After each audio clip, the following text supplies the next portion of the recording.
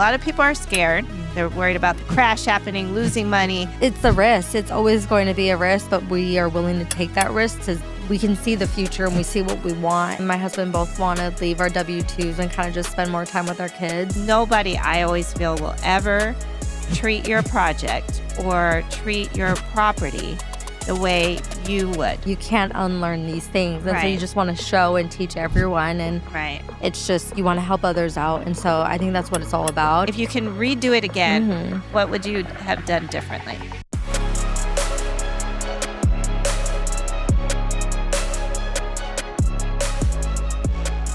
Hi, I'm Ashley Cleary, and I'm here with Anna Mendoza.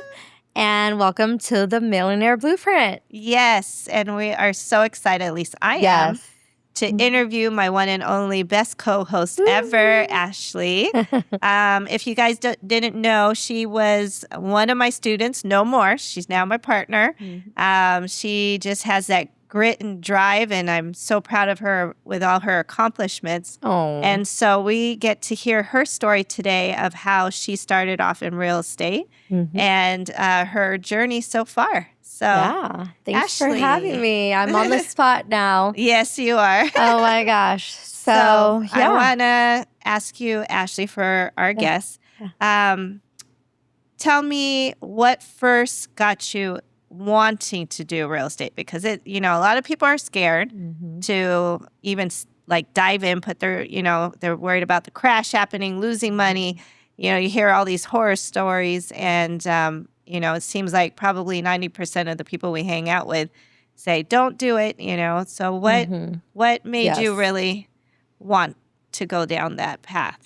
I think for me, it was wanting to change things up. I was stuck in, or I still am, in my W-2, working, paycheck to paycheck, saving, work extra to pay things off or work extra to do vacations and stuff. And it was just getting to the point where I was like, there's got to be something else. I wanted to, initially I started off, I was like, okay, let me make some side money. Created a business, started doing teaching CPR on the side, and I was like, okay, this is great. Like, we can keep more of our money, have some tax write-offs, and then at work, I heard you talking all about real estate and like schooling people on how it works, and I just was there like taking notes, and I was like, this is great. And so I started doing my research and kind of listening to podcasts, and then through podcasts read Rich Dad, Poor Dad, and just kind of went down that rabbit hole. And then, obviously talked to my husband, and he was like, okay, yeah, let's do this. And so, then we started talking to agents and lenders, and just everyone was discouraging us and saying, don't do it in California. They're like, you're never going to cash flow. It's really difficult to do it here. And they just advised us to basically invest out of state. And since I was just so nervous about investing out of state, I just have, I guess you can say, trust issues. I was like, okay, no. So I called you, and then you were like, oh, no, like I'll mentor you, and I have lenders, and I have, people who can help, and, all the subs and stuff. And I felt like that was so important for me, like taking a step into it, because it was just like I felt like I wasn't alone. And like having someone who already knew how to do it, was doing it for a while. And the subs, I think that was like the biggest game changer. Like, all your guys were just great. We got that one done in 2.5 months. It was great. Yeah. Yes, I was very happy with the outcome on that one. Yes. So Ashley bought a house in Vista, which is northern San Diego, for those of you that don't live in California. And what was the purchase price again? Oh my gosh. 875 or something. Yeah, $875K. And you put in how About much? $248,000. Yeah, 248. Okay, 248. so 875 plus 248, and then we sold it quickly. We turned that one. Well, you did. Yeah. Turned it around within 2 months. Put it on the market. Got an offer.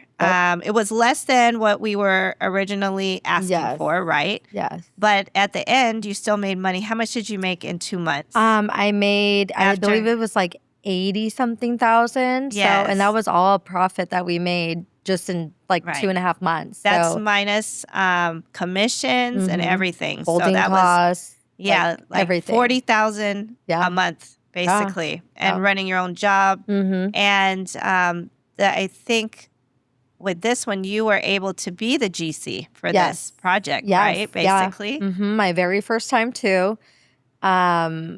I think it was new for me to try to figure out what to schedule when. And so we did have issues with that. Like I, would say, oh, let's go and schedule drywall. And then it's like, oh, move this, light elsewhere. So I did have to have them come, Yeah. back. And so that was, that was crazy. But besides that, I think like I learned so much. And I feel like, I think we got it done in such a short period of time. I think the guys that we had working on it were just like so good and so quick, and we were very lucky to have them. Like they're hardworking people. All right. And so you don't hear that a lot. A lot of times, you hear the bad stories like, GC's running away with your money or taking a lot of time to finish projects. And these guys, they hustled and they got it done, and we're just so lucky. And so just me now, I have that in my head, like, oh, this is how it works. Like you just like run the project. I was there all the time and just like scheduling out the subs and getting, the bids for different things. And it was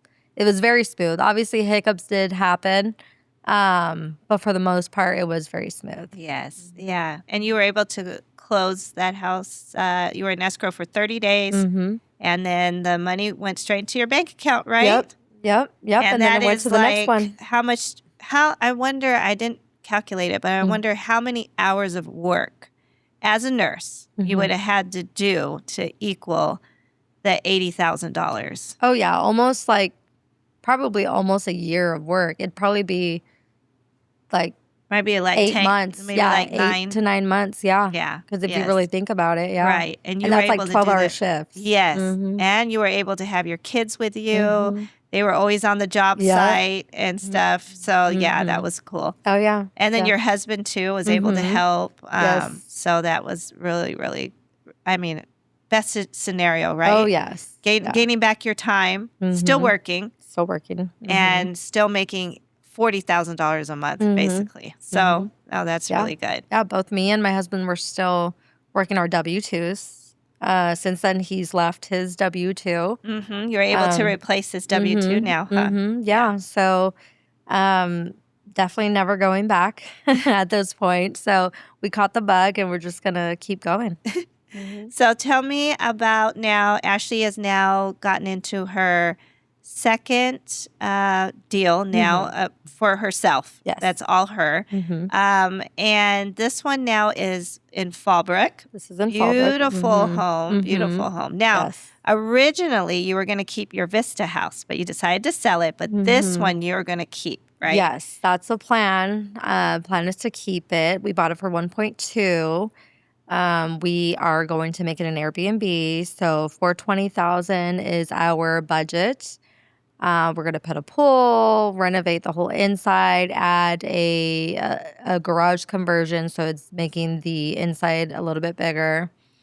And we're going to run it as an Airbnb as a plan. So super and this excited. will be your first Airbnb, right? First Airbnb, yes. A lot more.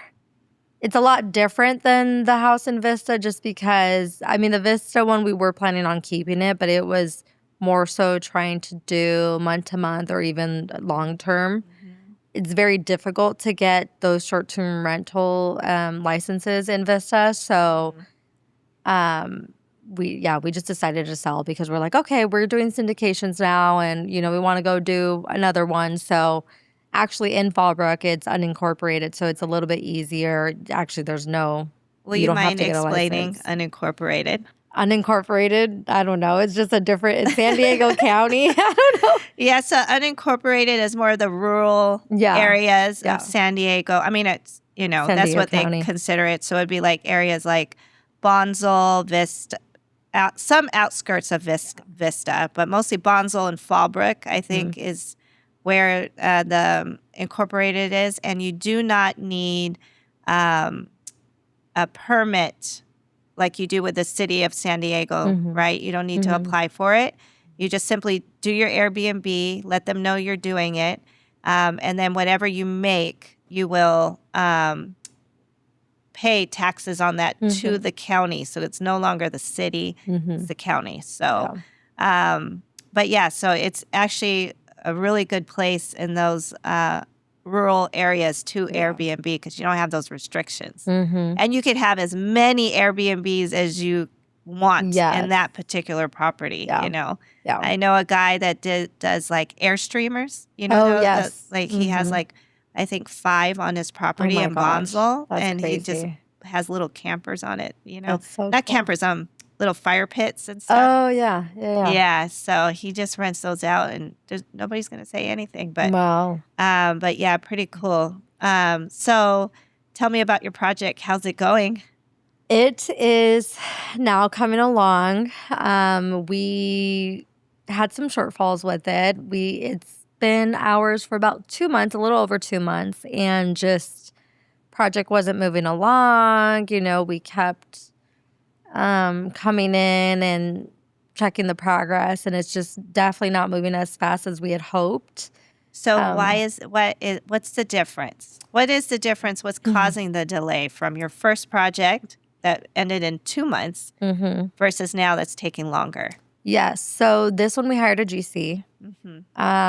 So I think just me not being in control of the project and having others kind of control their subs and coming in and out, and just the scheduling is just not really to par, which is interesting. You know, you just assume that like general contractors kind of have it together as far as like who to schedule when and like being on top of those things and just having the right people to do the job. And now I'm learning it's not always the case.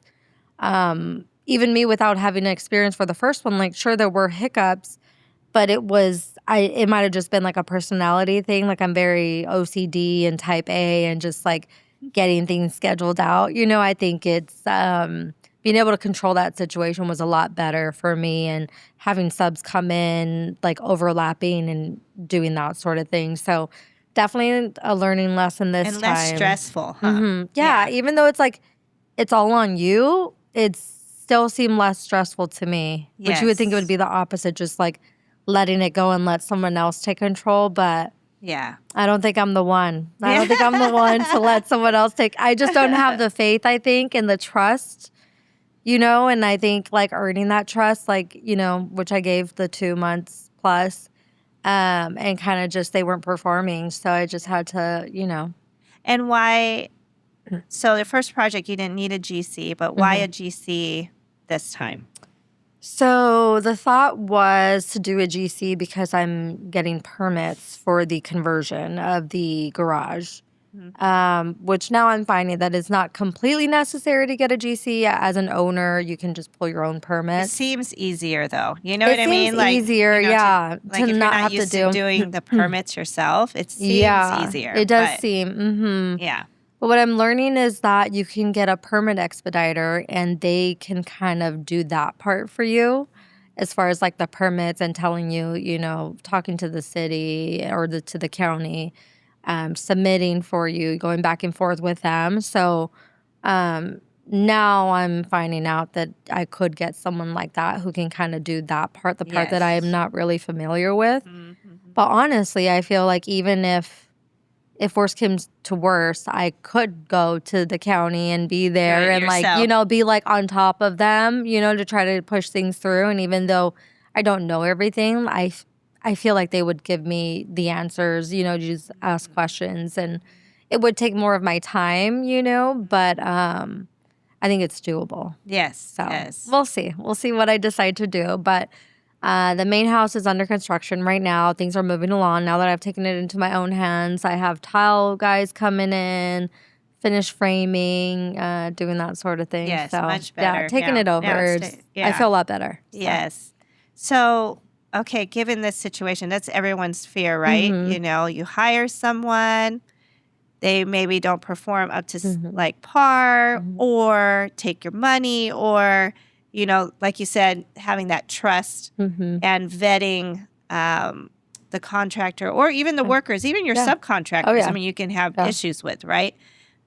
So given that you've gone through it now where they weren't performing up to par and causing delays, what would be your advice for the listeners on how to mitigate that risk or to even go down that rabbit hole to begin with? You know what I mean? What advice, if you can redo it again, what would you have done differently? I think it's so hard because these contractors have these subs and you think that they're putting the right people on your job, and it's so hard to kind of vet them because although they show you, you know, previous projects or say they've been in business X amount and all their star reviews, it's really hard to know for sure. So what I would probably do is maybe give them a smaller job and see, like, don't give them the whole scope initially and just say, like, let's do demo. And then after demo, kind of see how that goes. And then, okay, let's try bathrooms and just like take it like by scope instead of like the whole thing. And then definitely not give them a whole lot of money. Which I didn't initially. I gave like a little bit. Demo was done, so I gave a little bit. And then the next scope and they asked for money for materials. And I'm like, okay, here's more. But I think kind of getting that proof that things are being ordered and things are being done in the background before you go and give more money. Yeah. And hence, with that, if I can just pause you for a second, you know how everybody was like, go long distance, you know what I mean? You know, it's going to be a better investment for you, easier.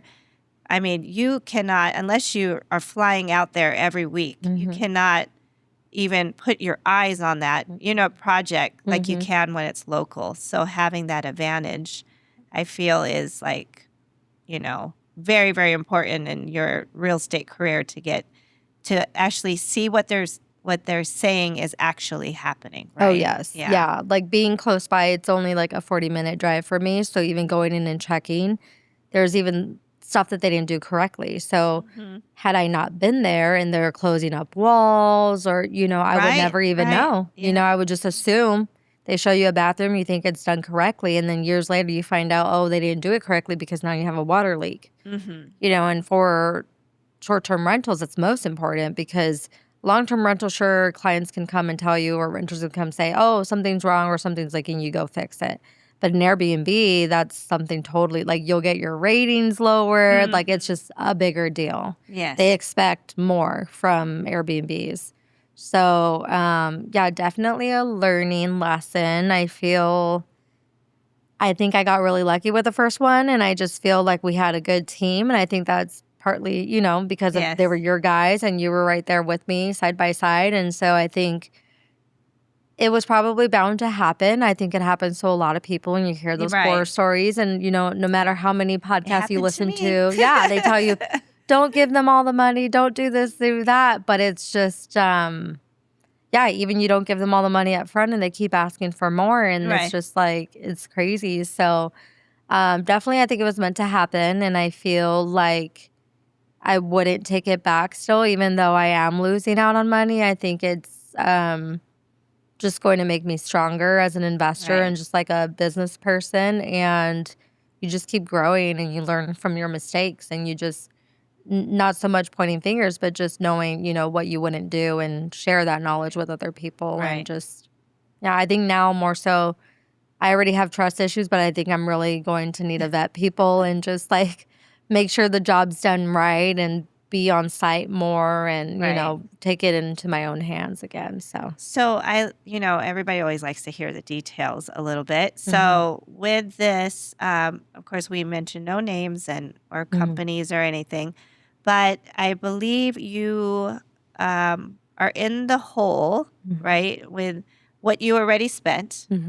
How much was that? So it was about 115,000. Okay, and you got some work done, like some new plumbing and things like that. But of course, not everything that is worth $115,000. So now you have to pivot, right? And you're going to have to go with another GC, right? And maybe, like you said, have subcontractors to do the flooring and whatnot, With that, though, with your budget, are you able to cut corners to save money to kind of balance out your losses so that way you still finish strong and still finish within budget? Yes, so that's the plan. A lot of the things for the main house, I am wanting to sub it out or even do stuff ourselves.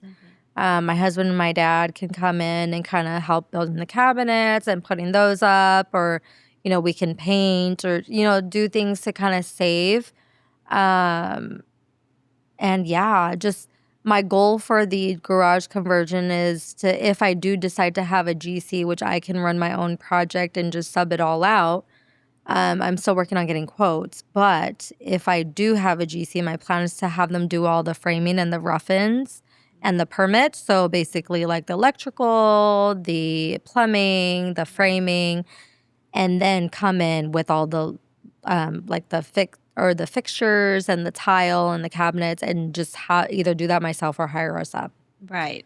So that's kind of will where I'm save at. you money. So I'm, from my estimation, I'll be right there. I am using credit cards to kind of help too with the process, like no interest financing, to try to pay for things now. That way I can pay them back in a year or 18 months to try to help with that. Because yes, losing that amount of money, probably $75,000 is owed back to me, but of work that wasn't done and materials that weren't purchased, which could have paid for the rest of the interior house plus the part of the ADU. Right. I mean, it's a lot of money. Yeah, but yeah, we'll make it work. And, if I have to be there painting or building cabinets or doing whatever, I'll do it. So. And no matter what, if you end the job within budget, no matter which way you had to pivot or cut out or whatever, it's still a win. Yes. You know what I mean? So as long as you have other ways, a means to make that up,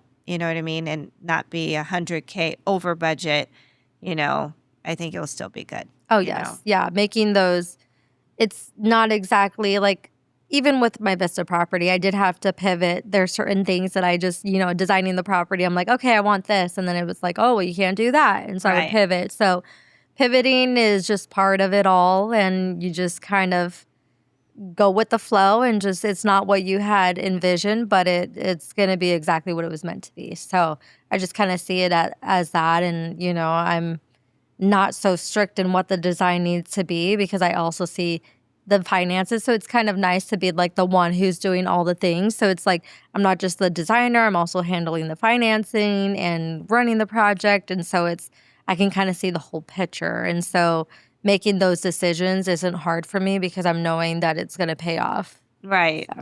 No, that's really good. I know. I'm so proud of you. Thank you. And even though you've been able to pivot, it's just, I know it's been stressful. Of course, anytime you lose money, anytime you have to deal with somebody trying to run the project that is not running it the way they should, is very, very stressful. So, but given that, I think, like you said, your first time around was just so easy that this one was probably like, oh, whoa, what's happening? You know what I mean? Like, it's supposed to be easier having someone else run it for me, right?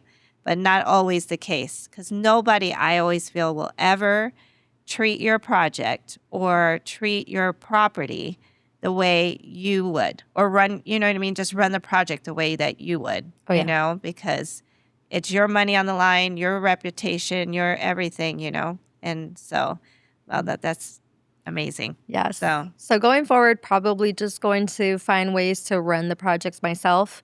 Yes. I think just it'll, even if it gets stressful with permits or whatnot, I think for me personally, even though I still work my W-2, I think it's doable, and I think I would just feel better doing that, and like having the people that I know can do the job and do it right. and get it done quick. I think that's just the way to go. Personally, I know there are some GCs out there that are great, and they, I'm sure they work out and that sort of thing. But I think, like you said, no one's going to do it the way that I want it or schedule it out the way that I want it. And so I think taking it into my own hands is kind of the route I want to go. Yes, yeah. Mm-hmm. So let's talk about numbers. I love numbers. Yeah. Okay, so you bought this one for 1.21. Mm-hmm. You're putting how much? $420K. Okay, $420K. Now, what is the predicted ARV, which is after repair value? Once you're all completed and done, how much are you expecting? 2.3. 2.3. Mm-hmm. Nice. Mm-hmm. So it doesn't even include Airbnb rent on top of and paying off your mortgage for you, but you'll have that equity there in that property. So that's amazing. Yeah. Yes. Yep, that's the and plan. You're going to be a new Airbnb hostess. Oh my gosh, you're going to have to help me through it. That's for sure. So, okay. And then now let's just talk also about, given that this is now your second, right? Mm-hmm. And if everything works out the way it is, are you going to keep your W-2 for a while? What is your goal? Do you have a goal? Or are you fine keeping your W-2? Do you want to be a stay-at-home mom? No, I do. I mean, eventually I might, maybe when both my kids are in school. Yeah. But for now, I mean, I do eventually want to leave nursing. But for now, with cost segregation, which is my plan to kind of help with the loss that I'm receiving from. We're gonna have to back up. Mm-hmm, those are some big words. Cost segregation. Yes. Okay, so you want to explain that? Sure, I can explain it to the best of my ability. We have a CPA basically who is helping us kind of plan. It's like a tax planner. And so they helped us with all these tax strategies. So throughout the year, they kind of see where we're at, see what we're doing, and they'll recommend what to do. So cost segregation was one of the things that they recommended.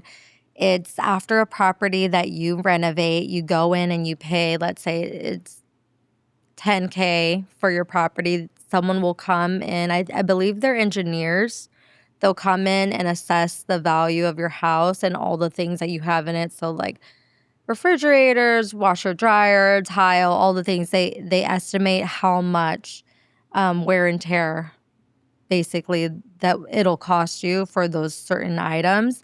And then what they'll do is you can have that depreciation done like in the first year. So it's X amount. I think right now the law is 40%, but I know there's talks. I think Trump is trying to get it to 100%. Mm-hmm. So if that happens, it'll be even better. But you can get 40% of that in the first year. So writing off the entire purchase of your property or your renovations? So it's the land, you get a certain percentage, and then for the renovation, so like the things in the house. Nice. And so you keep those receipts and stuff because that's what they use to estimate it. So that will offset your W-2 taxes. So even though you're paying taxes on your W-2 now, end of the year, you do your cost segregation on this property, and then you're going to get back way more than original with your just straight W-2, right? But my plan is not to get it back because I don't want to lend the government my money tax-free. So what I do is I adjust my W-2. Or is it W-4? To hardly pay anything. Exactly. So I actually take more home per paycheck than instead of waiting like at the end. Very smart. Yeah, so they can't use your money. Exactly. Yeah, so that's my plan. I've already kind of adjusted for it as it is because you can do that ahead of time. Yeah. And then once my renovations are done, I could go up in I believe, what is it? It's some sort of adjustment that you make on it. And so I'm going to go up once it's close to being done. Mm-hmm. And then I get to keep more per paycheck. So that's why I want to keep more, because if I don't have a W-2, I can't do that. Mm-hmm. So there's not really anything to offset unless you have business income, then you can offset that. So that's my plan. That's why I'm keeping it a little bit longer since my husband quit his W-2. What if your Airbnb starts making really good money? Mm-hmm. Still going to keep it? We'll see. Yeah. We'll see. I don't know. It's hard to say. Right now I'm working part-time, so I'm just, that is the goal. That is definitely the goal to leave. But yeah, we'll see. I'm just taking it day by day. I know there's all these plans we have in our head and of like things we want to do. Me and my husband both want to leave our W-2s and kind of just spend more time with our kids. Right. But I think, just take it day by day and kind of see where we're at. Right now, just focus on getting this one done and our other projects and kind of see where we're at in a year or so. So we're coming close to the end here, and I just love, I love hearing your story. I always ask you about it all the time, but question for you. What change in someone's mindset do they need to do in order to be successful, do you think? What is the number one thing being new to real estate? I guess it doesn't even have to be mindset, but just a change in maybe how they view things or actions that they take or whatever. What would be your number one most important thing, you think? I think it would probably be taking more risks, being more of a risk taker. I agree. And that would have never have happened if I didn't meet you, for one. Mm-hmm. And then I'm very risky. Yeah, she's a little too risky. But we're kind of like, we balance each other out, I think. But I think that's it, because it's a risk. It's always going to be a risk. And a lot of times, even with us, we're like, okay, it's a risk, but we are willing to take that risk because we can see the future and we see what we want and we see our goals and we have our why, in the back of our head at all times. And I always think, but did you die? No. Exactly. Did you die? Exactly. And I think also being nurses, I think like we see so much just in death and healthcare and just like all the things that happen. And I think like we just, most nurses, I can't say all nurses, but most nurses just have that, like we can handle the stress. And even with me running the projects, and like you can handle a certain amount of stress and like keeping it calm and collected. Right. And so I think that's kind of helped me, like being a nurse first and then going into this, because I had all that decade of just like seeing shit hit the fan,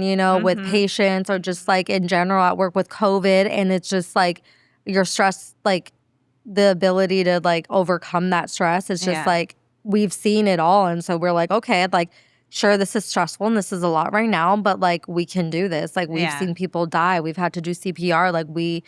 Like you said, it's like renovate a property versus saving a life and trying to keep someone alive. Like this is like easy. You know what I mean? Yeah. Oh, yes. So no, that's awesome. I'm the same way. Yeah. You know me. Risk. Oh, I know. Risky. So, yes. And just changing your mindset, like reading Rich Dad, Poor Dad and learning about like all the things that it's just like blows my mind. Like, and it's like even now, like seeing my parents, like they are changing their mind and they're just like, they totally see things differently now. And they're saying to me like this is like change stuff for us. And like help show us the way and stuff. And so it's kind of cool to see like the people that you think would never change their mind and they're just like so set in their ways, like changing their minds. And you're opening that up for them. You know what and I it's mean? just you're like showing them a different path. And like you changed my life, the course of like where I was going. And so like now to help other people, kind of change theirs, it's great. And like you can't unlearn these things. And so you just want to show and teach everyone. And it's just you want to help others out. And so I think that's what it's all about. And even though it's like we get these hiccups with the contractors or like with our projects, it's just like just a small bump in the road and just seeing the big picture. It's great. We're lucky to be here. So. Yes, we're very, very lucky. Well, thank you. Thank you for all my questions. And, you want to tell them where they can find us? Yes, you can find us. We're on Instagram, TikTok, YouTube, Facebook, but Instagram is WC Wealth Builders. Yes. Facebook is West Coast Wealth Builders. Yes. Instagram. Oh, I already said Instagram. Yeah. YouTube. Yeah. Same. YouTube. I think it's WC.wealthbuilders. On YouTube. Yeah. Spotify. You can find us on Spotify. Millionaire Blueprint? The Millionaire Blueprint. Oh, actually, it's the Millionaire Blueprint on YouTube. On YouTube. Yeah, sorry, we got too many accounts. Yes, we have too many. We can't keep track. We have a social media manager. He needs to help us. But yes, that's where you can follow us. And thank you for joining us for another podcast in the book. So it was great. Thanks for having me. Episode 4 done. Woo! All right, till next time, guys. Yes, bye. All right, bye.